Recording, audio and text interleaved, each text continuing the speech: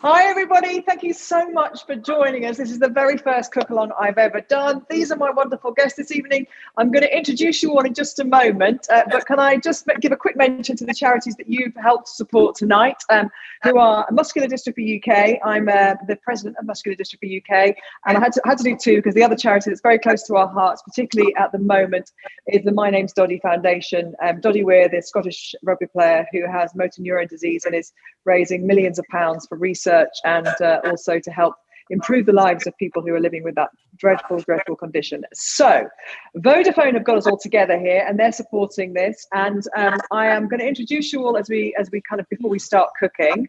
So first is Rebecca. Rebecca, there you go. Rebecca's the person that's responsible for getting all you other guys involved. Good evening, Rebecca. Hi Gabby. How are you? Fantastic, quite excited, looking forward to this. It's going to be good. Very much looking forward to cooking with you, Rebecca. Rebecca used to be a very, very high-performing judo player, am I right? Yes, yeah. Yes, almost an Olympian. Injury got in the way. A story I can empathise with. And nowadays you're getting ready to do a huge cycle ride in Patagonia. Yes, and me and Ines are planning to go to Patagonia this time next year, and we're travelling between two glaciers for 7 days. Don't know why I've signed up for that, but it'll be a good one. That feels like the best post-pandemic trip I've heard of so far. Can't wait. I bet. Ines, give us a wave, Ines. I was saying Ines. Ines, there you are. You're all medically kind of linked, aren't you? In some way, pretty much. So Ines, you do train together. So I did my first job ever as a doctor with Rebecca, Melissa and Nick. Actually, that's how the four of us have met. Brilliant. Okay, Nick, say hi. Hello. Hi. And you too. And Nick, who are you with? I'm here with Mel. Hi, Gabby. Hi, Mel. Where are you guys based? So we're still in Liverpool. And as Ines said, we all train together in hospital, and our first ever jobs as doctors.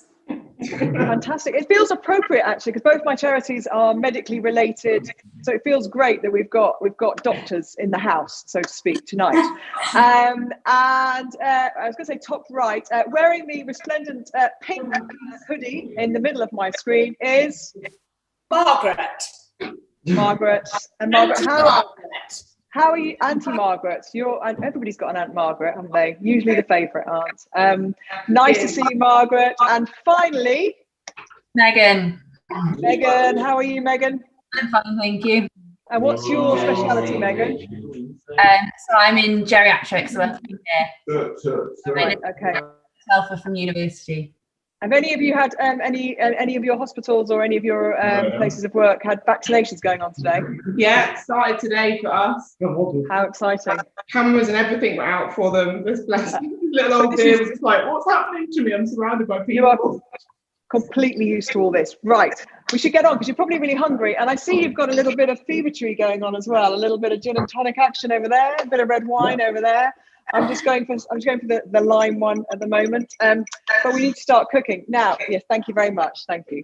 So that's my dad. Hi, Dad.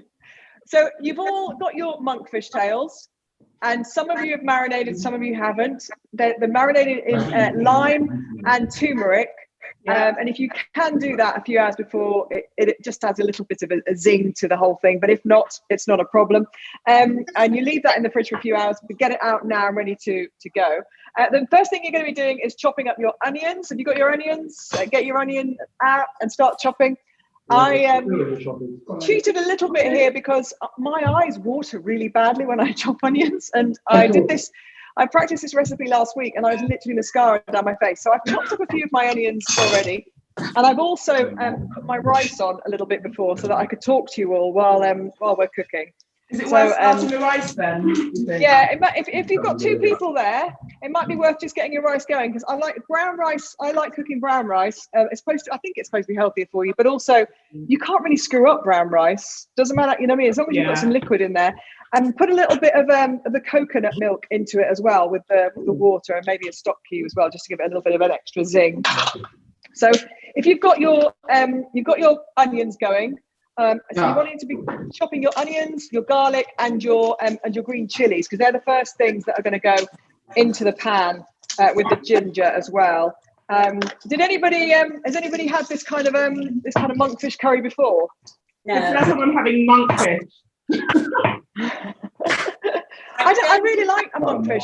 So I was cooking this not so long ago, and somebody said to me, "Oh, it's so 90s." I don't know what that means. Like, I'm not kind of obviously very fashionable when it comes to my fish choice, but I like monkfish because when you put it in something like a curry, it doesn't break up and go all flaky. Do you know what I mean? It doesn't. It still stays consistent. So, and it feels like the next day as well. You can still, whereas in other fish stews or fish curries, the fish kind of goes a bit too flaky and gooey. Quite a meaty fish, isn't it? Like, I've been told, I was talking about it at work, and they were saying it's like quite meaty in texture. Yeah, it's like at the moment I'm not eating meat until Christmas, and monkfish feels like the closest thing texture-wise to chicken or something like that. So, how come you're not eating meat, if you don't mind me asking?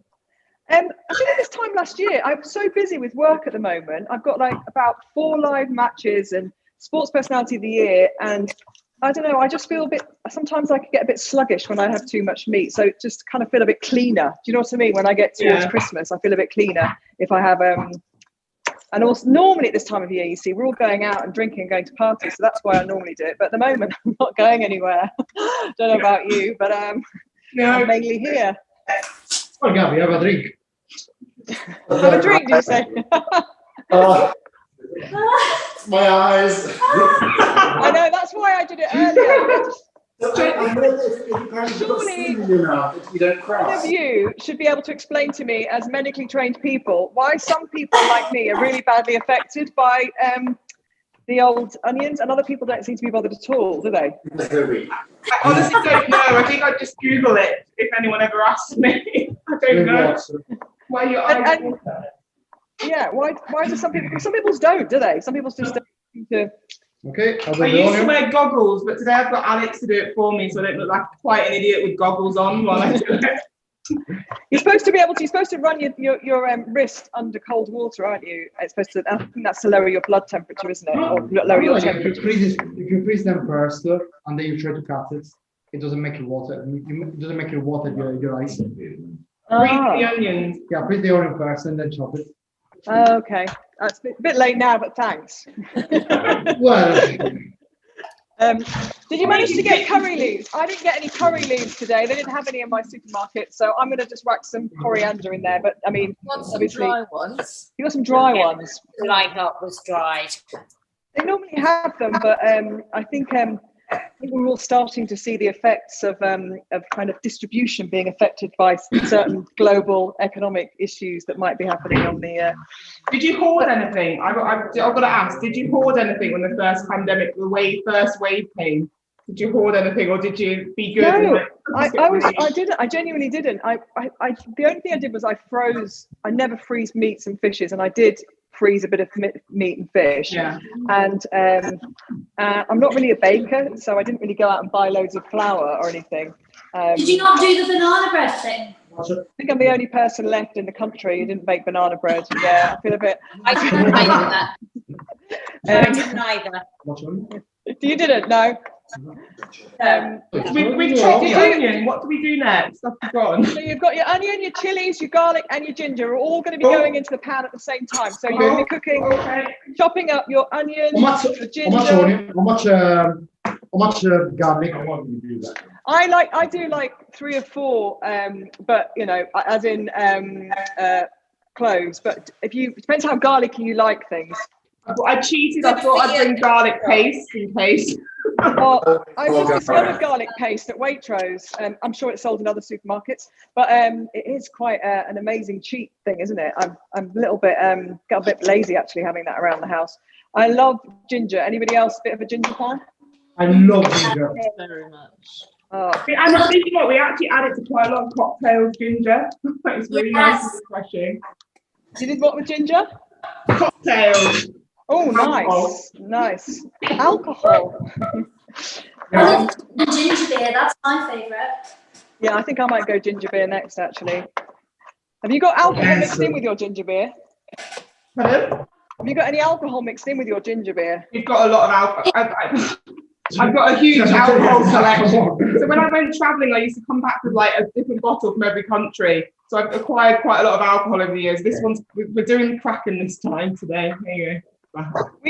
We used to do that, and especially pre-children, you know, when you used to go to more exotic places. It's not quite the same when you go to Scotland every year, but and then it gets to like New Year's Eve, you know, when everything's run out, and then that one person at 4 a.m. decides that they really want that Mexican tequila with the worm in it that you've had for 17 years. Yes. They don't look very good in the morning. No. We all have story about tequila. I stopped the story. We love tequila. Yeah, I actually love tequila. So do you do any judo at all now? I do a little bit now, but honestly not as much. I think when I got injured, I just kind of turned my back to it. Lost your love for it a bit. Yeah, and then I feel like I've gained it back working, so I feel like I need a stress reliever, and then I kind of miss the violence of it in a weird way, like throwing people. Do you know what I mean? In that competitive, a knife in her hand, but she put that down. Megan, you don't seem to be doing very much there. I'm not. I'll be honest, I'm not. I'm just staring at the camera. Megan, are you a voyeur? Are you just kind of like just staring? Aunt Margaret's busy. Are you? Like she's been in total question, Megan. You mean you've got this all prepared already? Anybody getting towards the end of their chopping? No. Yeah. I've got ginger to do. No, we got ginger as well. So ginger, your green chilies, and your garlic, yeah. And I might put a bit more ginger in today, actually. I have to ask, is this dish inspired by your travels pre-children? Sri Lanka is a pre-child place. So I've never been to Sri Lanka. Do you know what I like about this? First of all, my kids like you want things. It's quite easy to do, and it doesn't take a long time. And I try and do as much fish as possible for the kids at home because I'm never sure what they're eating at school. And like you said before, monkfish has got that nice texture. So my son, who thinks he's a complete carnivore, he'll eat it, you know, without feeling like it's practically vegan, Mom. No, it's not. It's fish. So the kids like it, and it's also some people like my mom doesn't love curry, but she doesn't treat this as if it's a curry. Do you know what I mean? She's like, oh, that's all right. It's got lots of tomatoes, and also I think coconut milk is quite a nice. It tempers it a bit, doesn't it? Coconut milk. I just made a mistake of rubbing my face with the chili on it. Oh, not good. No, don't rub your eyes. And if you go to the toilet, be very careful. I was cooking with the chili and hadn't washed my hands. Got in the car with my son to go pick my daughter up from a riding lesson. Rubbed both my eyes while I was driving. We had to pull over, and I sent my 10-year-old son into a stranger's house because I literally couldn't see at all. And he was gone ages when it dawned on me that maybe that wasn't a good move. I shouldn't have sent him. And he came out with a dry tissue after 10 minutes. I was like, I need water, because it was in the middle of nowhere. And then he goes back in again to get a tissue, and the lady said, why don't you just bring your mum in? And he came back to the car, and I was like, I can't go into a stranger's house. He went, you sent me into a stranger's house. But yeah, it's and the kids first. I know that was when social services got involved. I'm joking. Yeah, it's not a good move to rub your eyes with chili.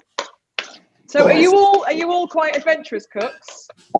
I love cooking. They will tell you I'm a proper foodie / go to a restaurant and be slightly awkward.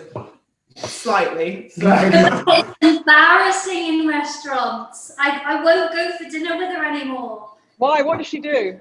She's the worst. She'll say, oh, you know, this ice cube in my whiskey isn't spherical, so I'd like it sent back and I'd like it to be spherical, please. And she's going to deny it.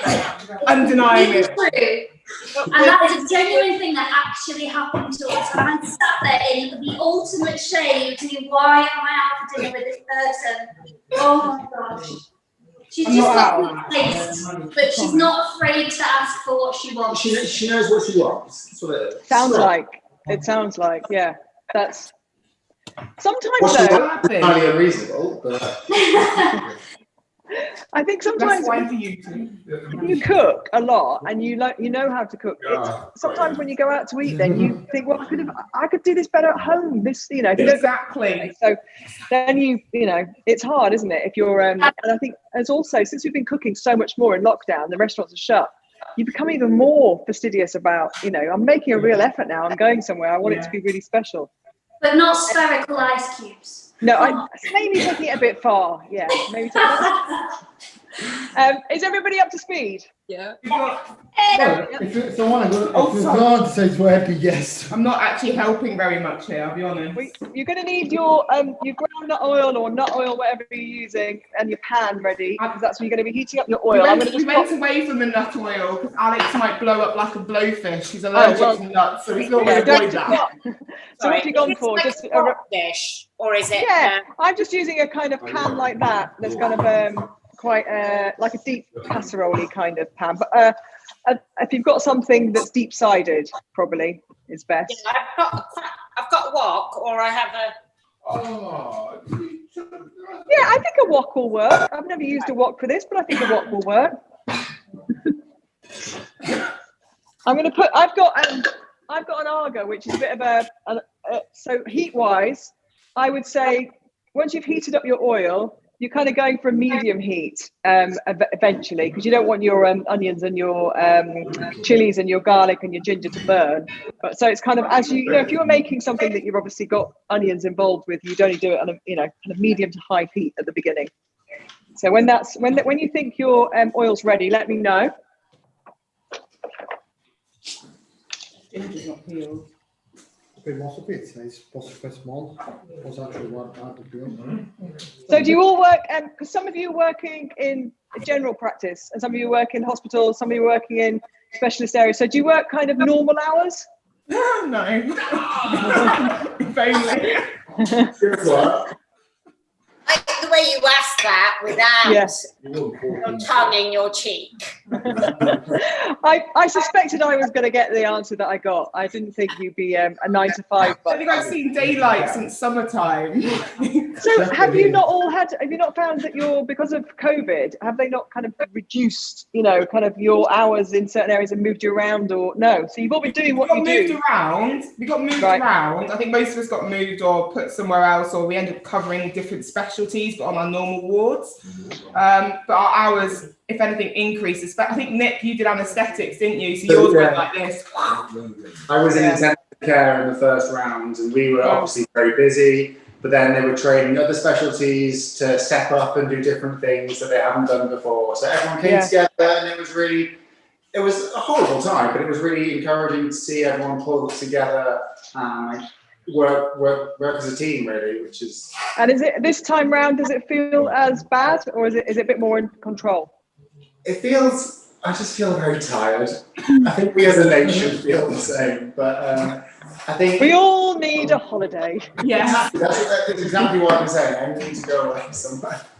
Yeah, but it feels like I think people are certainly more aware of it and on top of things. So good. Well, a nice healthy monkfish curry coming your way. So put everything back into your pan with the onions, garlic, and chili. So you've got your garlic, your chili, your ginger, your onions, everything is into the pan now. And this is going to cook, and your curry leaves, if you manage to get your curry leaves. These are going to cook for 5 or 10 minutes or so until they're a little bit softer and starting to change colour, but nothing, obviously don't burn them. Your family must be sick. How often have you done monkfish this week? Your family must be probably pretty bored of it. No, I did it a week ago just to kind of practice it because I hadn't done it for a few weeks. And then my daughter came home from school today and she saw I'd marinated it and she went, "Is that for tonight?" Like, really? I was like, "No, tomorrow night." So they had chicken. I haven't eaten yet because I thought if I eat, I don't think I'll be as, I don't know, enthusiastic about it. Yeah. No, I haven't eaten yet. So we can start chopping your tomatoes now while you're waiting for your onions to get a little bit softer. So was it is it your dad? On your briefing notes, Rebecca, I read that you recognise my name, but your dad is the sports fan or something. Would you like to say hello to him? Yeah, of course I would. I saw him earlier on briefly. Come on, Ray. You've probably seen him off the fever tree about the camera. I'll warn you now, he will flirt with you. I'm warning you now. Is he coming in shot? Here he is. Hi, Mr. Fever Tree. I'm prepared. Are you responsible for Rebecca's passion for judo? Did you get her into it? I do both. I do both of them. I do judo and rugby. So I was going to say to you actually, Rebecca, did nobody ever try and recruit you into rugby? They did. They did. I got put as prop quite a bit. The broad shoulders. Well, there's a lot of judo rugby crossover. There's the man who's the team manager for the French team. Yeah, the French team manager is Raphael Ibanez, who played over 100 times for France. He didn't start playing rugby till he was 15 because he was a brilliant judo player. Yeah. And ended up being phenomenal. The French have one of the best judo teams in Europe. They're really good. Is that right? They're phenomenal in judo. They got a guy called Teddy Reiner. He's like over 100 kilos, 6 foot of gorgeousness. Sorry. He's a phenomenal judo player. Absolutely phenomenal. So you were a rugby player, Ray, were you? I played rugby and I did some judo as well. Yeah, right. I did the both. And my son played rugby. Does he? But Rebecca was the hard man, so to speak. She was the talent. She was the hard person, yeah. I think he's saying that as a compliment, Rebecca. Oh, but absolutely. Yeah. So keep an eye on your onions, guys. And some of you put your rice on as well, didn't you? Yeah. Oh, what about that? If you haven't put it on yet, I'd put white rice on because your brown rice takes so long to cook. You might want to just put some white rice on. What's your speciality then, Megan? What do you prefer to cook? No, now you put me on the spot. Meat.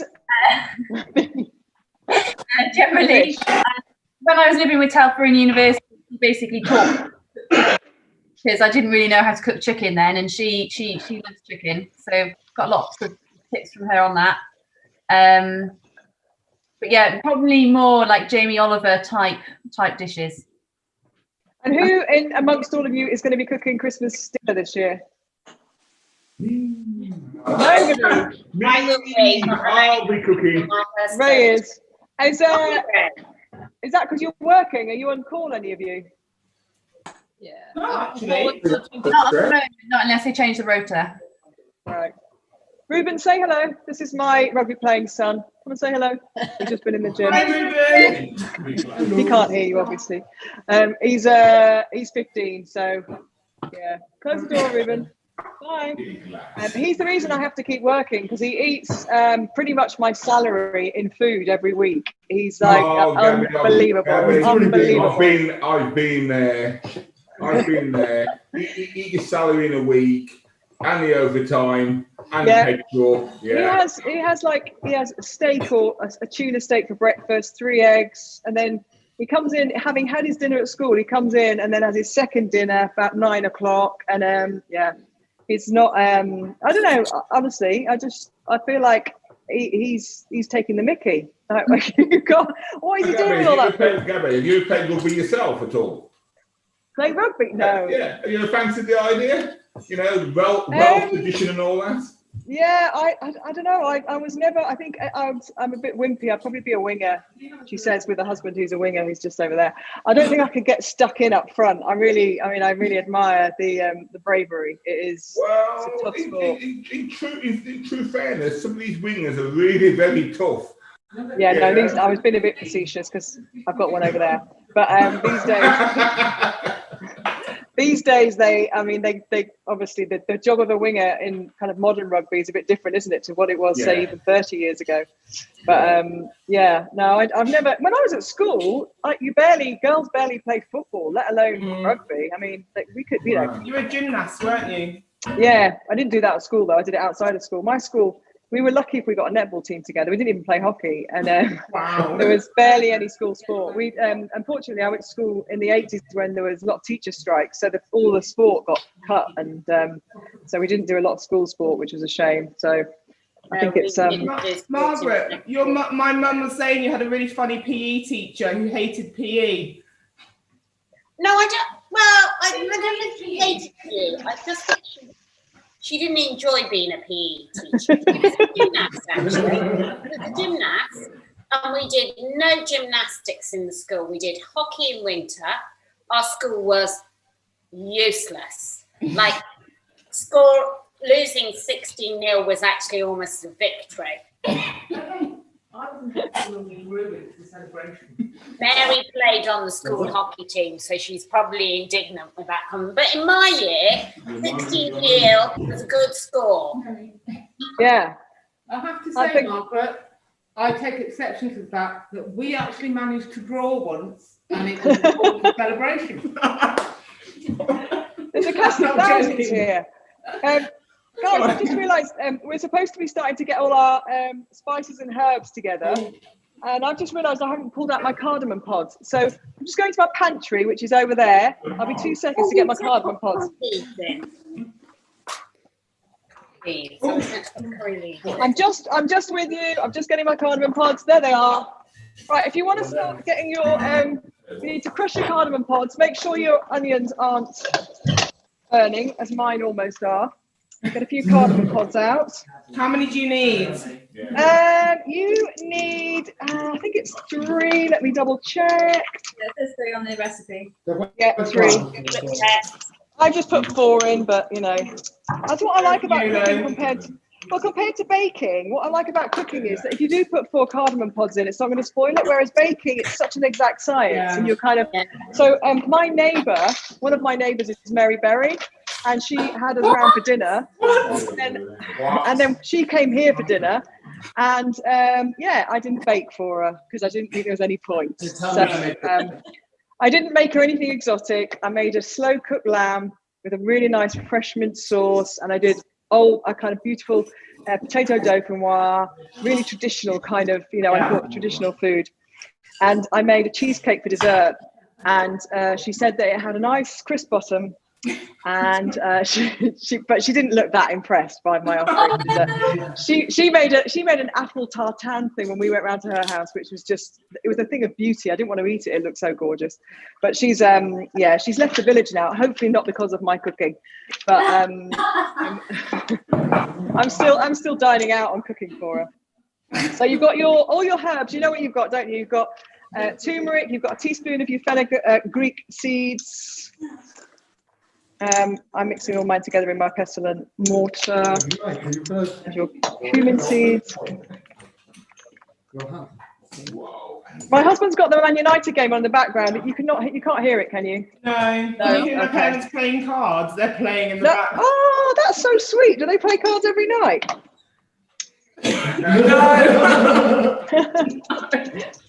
Oh, you know what they say? A couple that play cards together stay together. I don't know if they do say that. Is it all the herbs? The mustard, the turmeric, the fenugreek? Yeah, everything there. And you want to put them in the pan along with your onions. So what is your favourite food then? Like,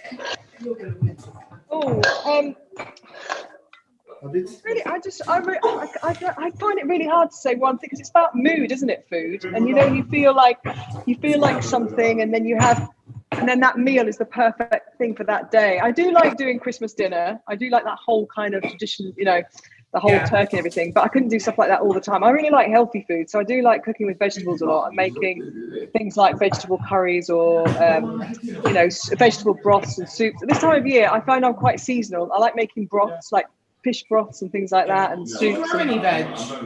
Yeah, we've managed to get some carrots out the ground, and we've got some radishes out the ground, and we've got some spring onions, but we need to do better because we've not put enough effort into it. It's hard to kill rhubarb. I've got rhubarb growing. And then what do you do with it? Just like make rhubarb pie? That's Mary Berry. Bring it back to your neighbour. Yes, rhubarb custard, rhubarb crumble. That's what you need, isn't it? So when you've got your herbs in, you need to get your tomatoes going in with your herbs and your onions now. Where to patch my herbs? Have you chopped your tomatoes up? Yeah. Yeah. Where to patch me herbs though? Herbs should have gone in with your onions for about a minute or so. You know, your dried herbs. Yeah.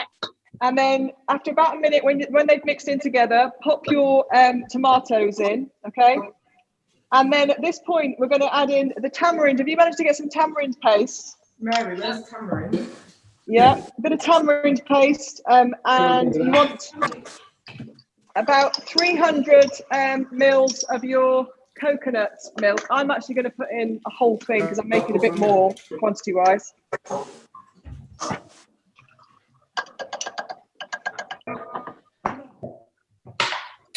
So you got your coconut milk in?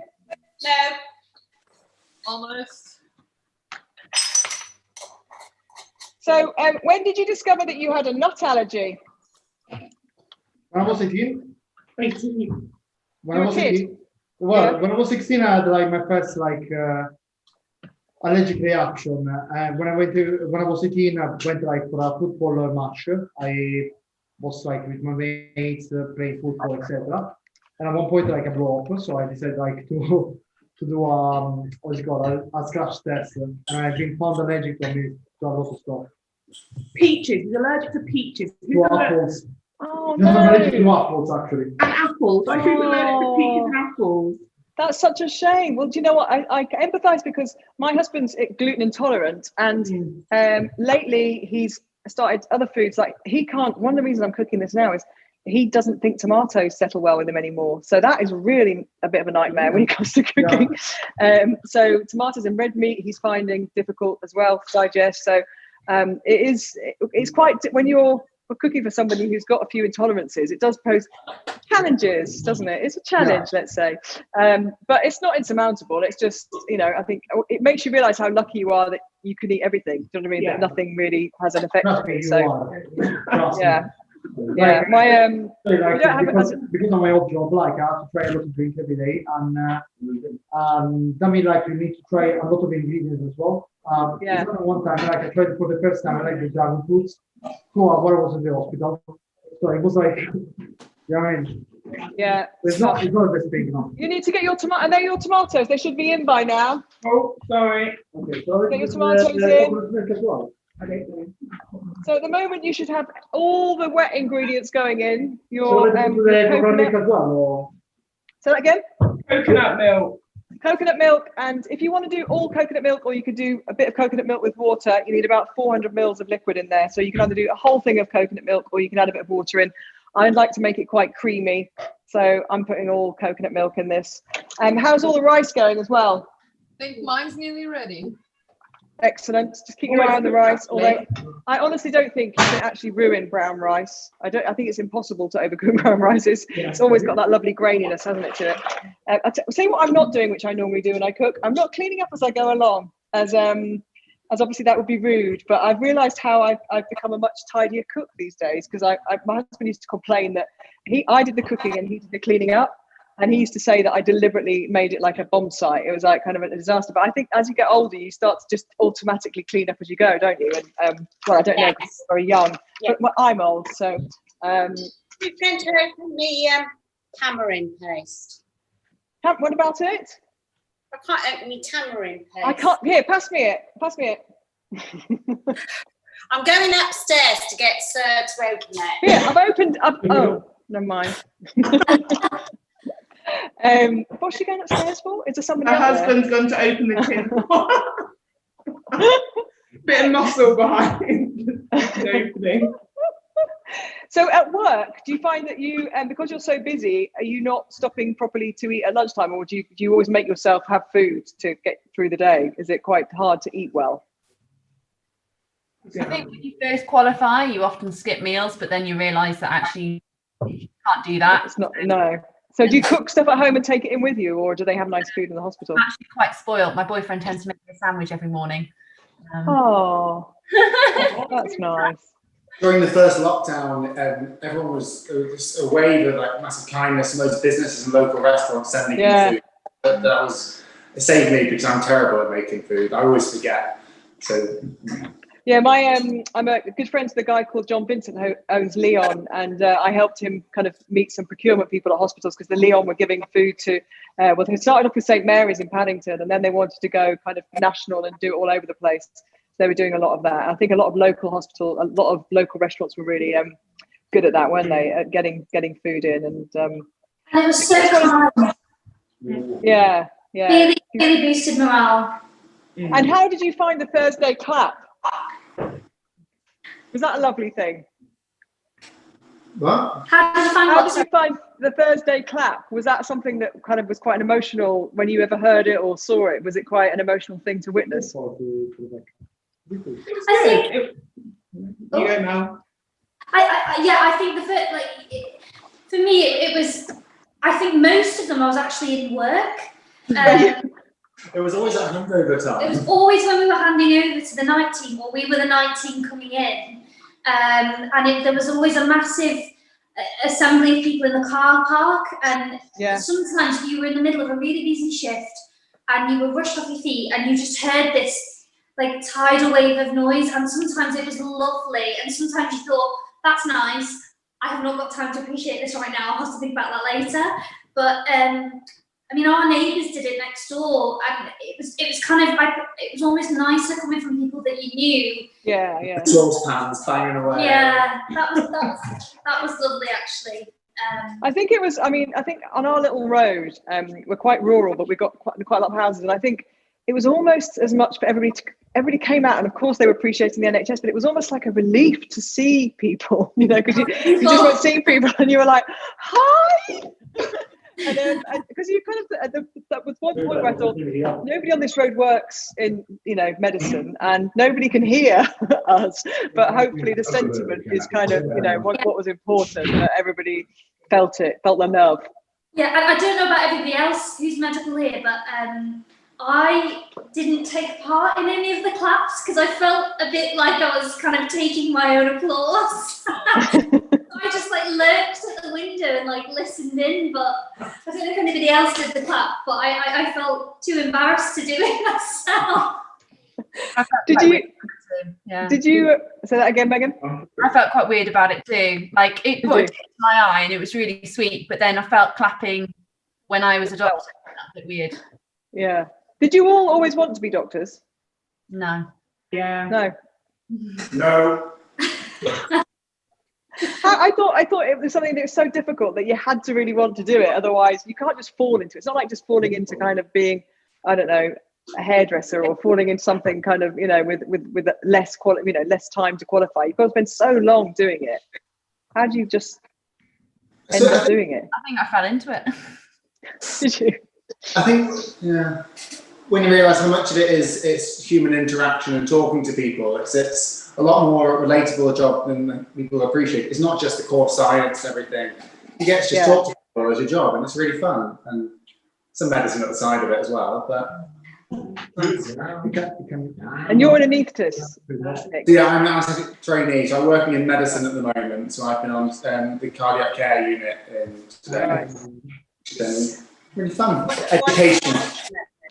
We're getting to the crunch time of the monkfish. So if it looks like everything's starting to really kind of meld nicely, then you can get your monkfish in.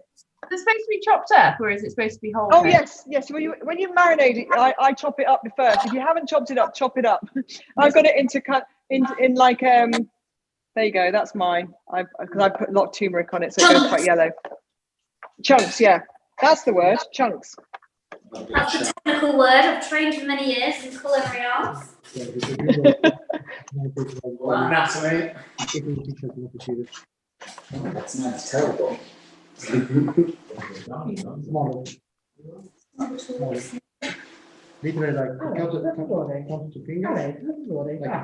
Are you all working tomorrow? Yeah. I'm off today. Tomorrow. Oh, are you? Nice. Does that mean you work the weekend? Yes, but Yeah.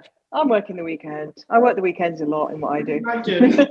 You must enjoy it though. Like you get to be like there, front and centre. It must be. Yeah, it is a very privileged position, especially, do you know, since I've appreciated it almost even more since lockdown, because it's going to stadiums of empty stadiums for sport is not great, and I don't like not having fans, but it does make you realise how lucky you are to still be able to go, because I really missed sport for those few months it didn't happen. So with the sport, where I'm talking with my housemates, or with the housemates about this a lot, like with the pumped-in noise and crowd action, obviously we're hearing it at home as people watching it. You're hearing it there in real life, people banging into each other and all the sound. How is it? The first match I did was actually a football match, and I was blown away by how much they talked. And I was with Lee Dixon as my pundit, who's an ex-Arsenal player, and I said, they don't normally talk like this, do they? And he said, yes. I said, no, they can't talk this much, because I've never heard them talking like they were talking. And you could hear every call. You could hear one or two managers who just literally talked incessantly for the whole match. And you could hear all the swearing, obviously. And actually, there wasn't as much of that as I thought there would be. But you heard everything, and that was quite shocking at first, and then you get used to it. You know, that's how it's amazing how quickly. I said the first time I went to, it was Crystal Palace, that I thought it reminded me of, you know, when you walk past a November evening, you walk past kind of grown men playing five-a-side football on a pitch. You know, those shouts of kind of like, "Oi, Tom, Bob, over here," and it was all like that, and it was just sounded quite like, oh, that's weird. It doesn't sound like professional sport. And also, when something good happens in the game, you don't get that kind of rush, the same kind of energy, because the crowd isn't kind of telling you how excited they are. And so it was very, very odd. And then it's amazing how quickly you start to get used to that. And then when the crowd came back at the weekend, I did the England game on Sunday at Twickenham, and there were only 2,000 in there. And I was like, oh my God, the noise just from 2,000 people was incredible. That 78,000 seats were empty. The 2,000 that were there gave such a great kind of lift to the whole thing. So energy for missing it, like, oh my God, we're back. Yeah, I mean, it is must have been great for the players though, to suddenly get noise. I think to have that appreciation, especially like, you know, in rugby, obviously that's the only sport I've been to yet with a crowd. I'm actually doing the Anthony Joshua fight on Saturday for the global coverage, so not in the UK, and there's 1,000 in there. And Anthony Joshua was trying to say today that that's going to be even more intense, you know, because he's used to kind of like 10,000 people, whatever, in Wembley Arena. But for the boxers, he feels it'll be more intense. But I think for the rugby players on Sunday, there was definitely a heightened sense of kind of, I don't know, I think they were almost a bit like the nerves were there because it was a final and it had a bit of an extra edge, and you could really hear the crowd. And they started booing when the French were kicking as well, which was brilliant, because you're thinking, there's only 2,000 of you, we can see you booing. You know, when there's 80,000, you can't work out who's booing, and you're like, it's you guys, obviously. But hopefully it'll start to slowly, we'll get 4,000, maybe then 8,000, and you know, by spring, who knows, the Six Nations, we might get half a stadium, which would be incredible. So hopefully. Yeah, that will be great. I think it's quite it surprised me how emotional it was, actually. Am I meant to put my monkfish in? What's that? Am I meant to have put my monkfish in? Yes, Margaret. Yes. Okay, I'll do it. Sorry, I know you popped upstairs, or you went, I don't know, maybe you went to the takeaway to buy a monkfish curry. I don't know where you went, Margaret, but you're back now. I went upstairs and found out Man United is losing, and I got me tamarind paste opened. Well, my husband's a Man United fan, and he's watching off camera, and he hasn't made a groaning noise. So that's Man United losing. Yeah. 1-0. Yeah. He said he's getting used to it though. He's getting used to them being poor, so he doesn't even groan anymore. Probably we're in Liverpool, so we're not sad about that. You know. Are you Reds in your house? Yeah, pretty much. Yeah. Yeah. Kind of, yeah. Definitely. How's it going? Anybody who's put their monkfish in, is it looking okay? Is it starting to look like a meal? Come on. Yes. Margaret, they're 2-0 down now, Margaret. Oh God. That's so good. I'm very impressed. Well as well. Have you had a little taste, little sip, a little Not yet, but it smells good. Good. That was amazing. I think the ginger. I love the smell of the ginger when you cut it open as well. Megan, you look so chilled. How are you chilled? I'm like running around. She's got a sandwich. She's got a sandwich cooking. Is she cooking? She's just there like, yeah, I'm easy. It's all good. So it's like you're doing twice the amount, so you've got twice as much chopping. I am doing twice. I wasn't sure if the recipe was for 2 or 4 people, so I just doubled it. Did you? I know I always double it because I always think the next day's leftovers is always handy having stuff in, isn't it? Was it Liverpool that you were at medical school then? Or was it, we're all from different places. With medicine, you kind of have to travel. So me and Megan are from Bristol. Ines went to Czech Republic. Mel went to Liverpool. I can't remember where Nick. Sorry, you have to help us on that one, Nick. I was at Leicester. Leicester. Well, and then, so you all met when you started working in the same hospital, did you? Yeah. Yeah. I met Alpha before we met in uni. Oh, right, yeah. Excellent. And Margaret, are you in medicine? No. I used to do research science. I used to work in medical research. So you're a scientist? Yeah. Scientists are like the new rock and roll, aren't they? Since the pandemic, it's like rock and roll. Everyone wants to be a scientist now. I've noticed it. I've got a 15-year-old daughter who loves the sciences, but it does feel like it's been a really positive thing for science. Kind of people realizing that it's a really exciting career that can take you anywhere, and it's not something that kind of just leads to a life living in a lab if you don't want to do that. So I think in that sense it's good having all these scientists talking on the telly all the time. Yeah, being girls in STEM. Them all. It's brilliant, yeah. All the STEM subjects kind of feel like they've had a real boost as well. Because she wanted to do PPE and do like economics and politics and history, and then now she's going, oh, maybe I should be a doctor. Maybe I should do. Oh, to the dark side. Be a surgeon. Yeah, that'd be quite handy to have one in the family. We've got my cousin married a doctor a few years ago, and we thought we'd made it as a family having a doctor in the family. We're like, that's it now. Aim higher. Our John's married a doctor. Yay! Right, mine is starting to look like it's completely cooked. Actually, I'll be honest, I've just put the monkfish in, so I don't think mine's anywhere. No, you keep going. I'm just going to take mine off for a second because I don't want the liquid to get too kind of thin and also the monkfish to start collapsing. So I'm going to leave that in there. Have you got enough to drink? I'm going to top myself up. Is somebody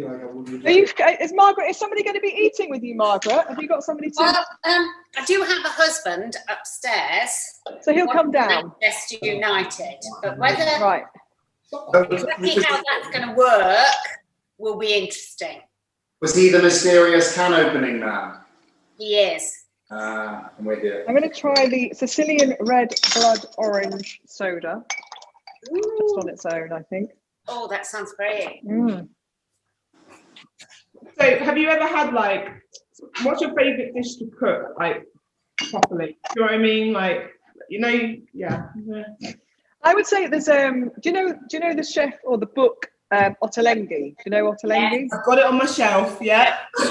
I honestly, if I start cooking out of Ottolenghi, that's all I use for about 2 months. So I have to put it away because otherwise I just keep going back to it all the time. It's so vegetables, isn't it? It's just amazing. Yeah, I love it.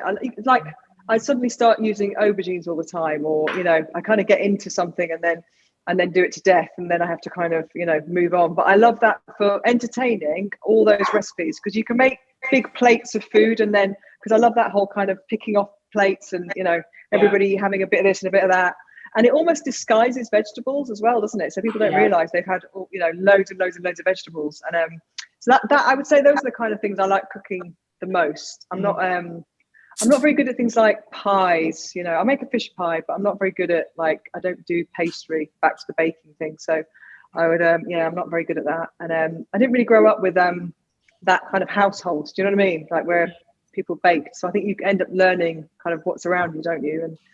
And having wasn't the best until recently in lockdown. She's become a good baker in lockdown. Really. Your mum has? Yeah, but pre-lockdown it was on the edge.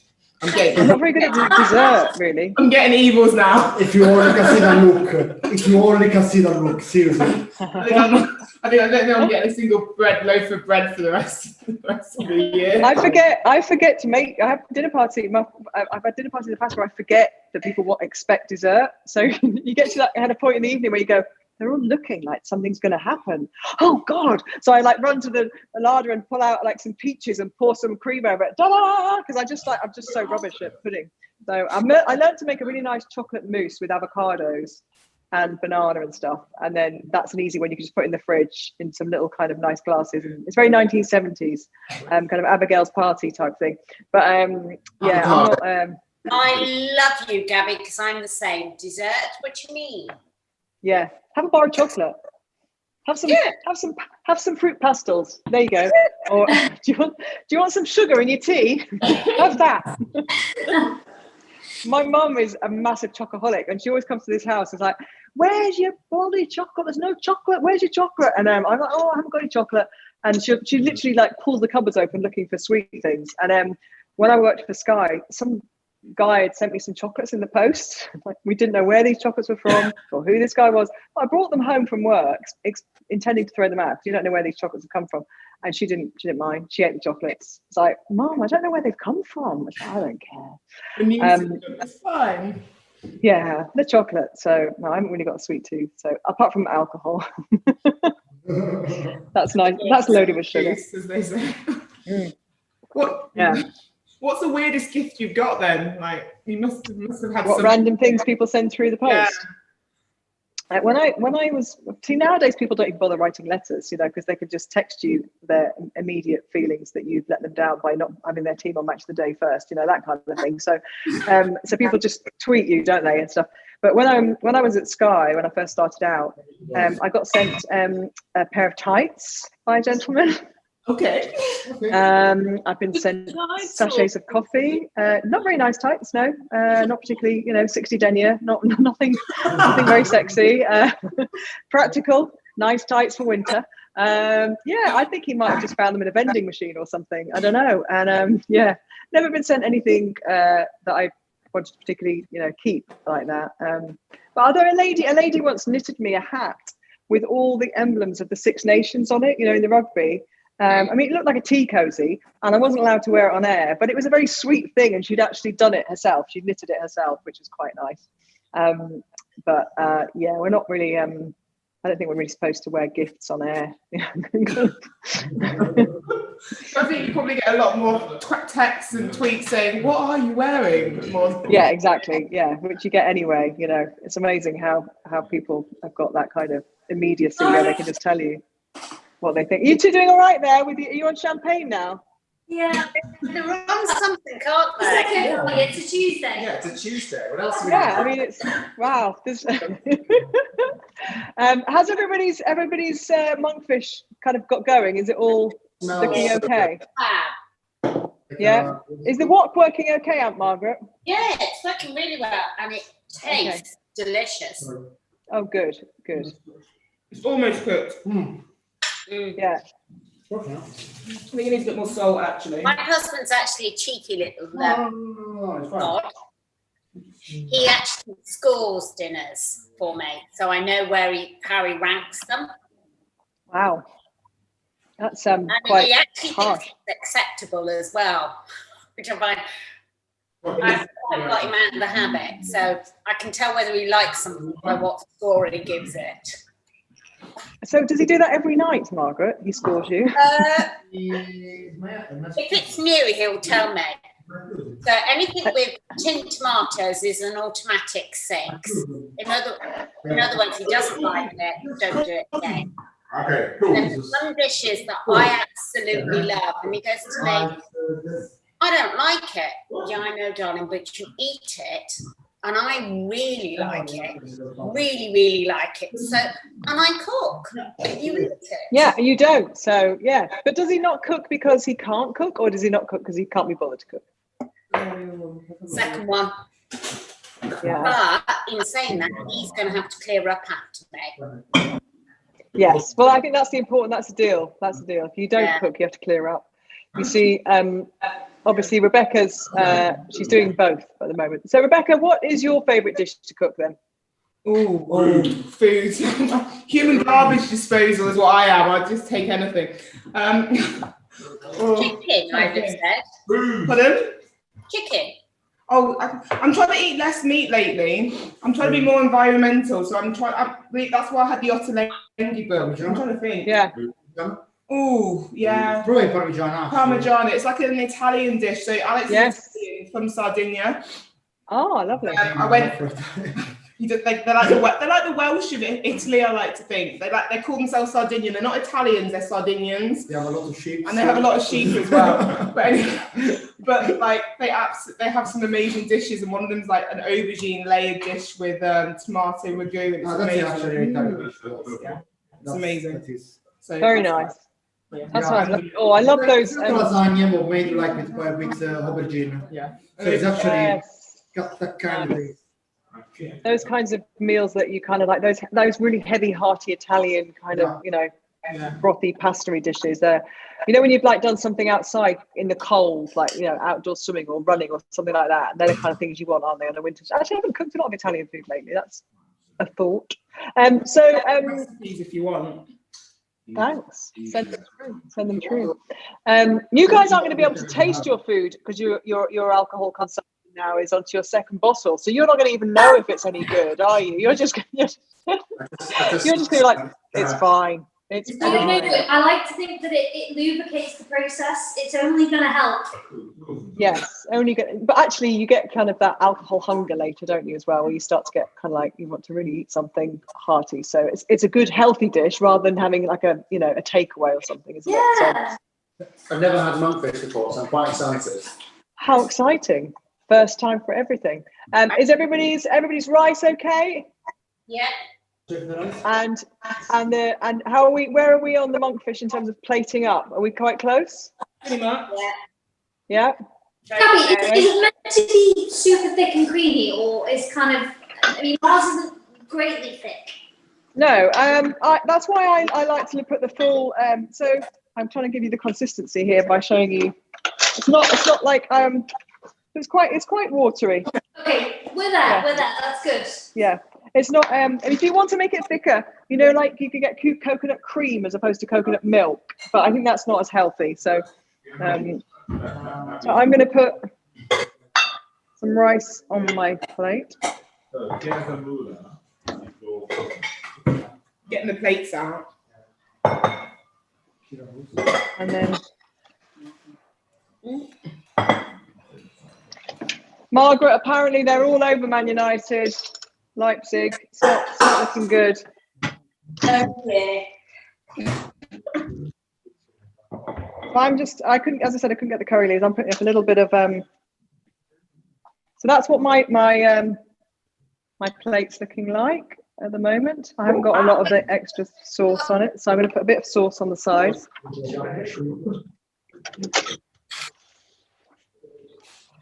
How hungry are your parents? Mum, Dad? Just bring on the food. Bring on the food, okay. Your dad looks like he could eat a good plateful there. He likes his food. We're already planning Christmas dinner. That's what we're doing. You're doing the goat curry again? Yeah, we're making curried goat. Actually, do you know what? I've changed my mind. That is my favourite meal. My favourite curried goat. Yeah. Wow. Love it. So that's a Caribbean dish, curried goat. Yeah. So my dad's side is from Jamaica. Is that a Jamaican dish? Just Caribbean, really, isn't it? Caribbean. My dad's standing proud of Jamaica. It's Jamaican. So is he the one that makes it then? And where do you get the goat from, by the way? No, it just turns up. Just appears. Oh, there's a field opposite, which is a little bit emptier, which is a little bit more space in it. Pretty much. Ooh. Yeah. Yeah, I won't put it past him though. What'd you say? You go and hunt your goat yourself. You don't see it in there must be some good Caribbean supermarkets. You don't see it in the regular supermarkets, do you? Halal butchers, actually, believe it or not. If you go to halal butchers, you'll find them. You find more of that meat, the mutton, the aged meat, much more in halal butchers than you would, because there's not that many Caribbean supermarkets. There's a few, but Just the halal is where we normally go to find them. Well, I'll have to get a good goat curry recipe. I'm going to have a mouthful. I'm going to try it. Is it edible? Yes, leave the bones in. Okay. You need to leave the bones in. I'm being told to give you recipe hints. If you ever cook goat, make sure you keep the bones in. It gives it all the flavour. You can take them out after, but keep them in for the. My greedy husband, even though he's had his dinner, has come for a little portion, so I'm going to just give him a little bit here. I'm going to take it up to my very sad Manchester United supporter. You go. You do that, Margaret. Thank you so much for cooking along. Thank you. It was lovely. Great fun. And thank you all so much as well for helping support the charities. It's really as I say, that he's just getting his cutlery. They're brilliant charities, because my niece in Australia, she actually works for muscular dystrophy. Does she? What does she do? Yeah, she'll be so delighted that this has been done. Oh, well, thank you. And Ines, thank you very much. I didn't get a chance to talk to you very much, but lovely to see you, and hope you enjoy your monkfish as well. Have a lovely meal, all of you. Before Margaret goes, I just say thank you to you as well. So thank you, Gabby. Thank you, Fever Tree. Thank you, Vodafone. It's been amazing. And to your really enjoyed the charity. Fever drink. That's what I absolutely. Bye, Ray. Gabby, it was awesome. Lovely to meet you all. Thank you so much. And guys, have a great Christmas. Thank you. Thank you all for all the brilliant